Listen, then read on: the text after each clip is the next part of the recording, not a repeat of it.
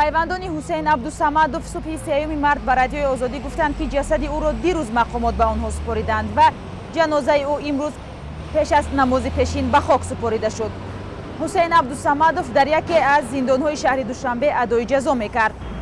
мақомоти тоҷикистон ҳусейн абдусамадов сокини 35-солаи шаҳри Душанберо раҳбари гурӯҳе медонанд ки рӯзи 29 июли соли 2018 дар минтақаи себистони ноҳияи Данғара ҷаҳонгардони хориҷиро бо мошин пахш намуда баъдан бо корду табар ба онҳо зарба заданд. аз миёни 5 ҳамлавар танҳо Абдусамадов зинда боздор шуда, 4 узви дигари гурӯҳ дар ҷараёни амалиёти нерӯҳои интизомӣ кушта шуданд.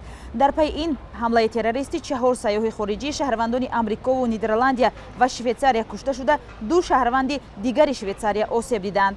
гурӯҳи давлати исломӣ чанд рӯз баъд дар сафҳаҳои вобаста ба худ дар интернет навори видеои байъати ҳусейн абдусамадов ва ҳамроҳонашро нашр кард. ҳарчанд масъулияти ҳамла ба сайёҳонро ин гурӯҳи тундрави давлати исломӣ ба уҳда гирифт, аммо ангушти иттиҳоми мақомоти тоҷик ба сӯи ҳизби мамнӯи наҳзати исломӣ баланд гардид. аммо ҳизби наҳзати исломӣ даст доштани худ дар ин ҳамларо қотиёна рад кард ва ин иттиҳомро як тӯҳмат ба хотири бадном кардани ҳизби сиёсӣ номид. додгоҳи олии тоҷикистон 21 ноябри ҳамон сол ҳусейн абдусамадовро ба ҳабси абад маҳкум кард. ӯ аз рӯи 9 иттиҳом аз ҷумла ба ташкили иттиҳоди ҷиноятӣ, терроризм, ифротгароӣ, оддамкушӣ, ҷалби шаҳрвандон ба амалиёти мусаллаҳонаҳои дигар давлат муттаҳам шуд.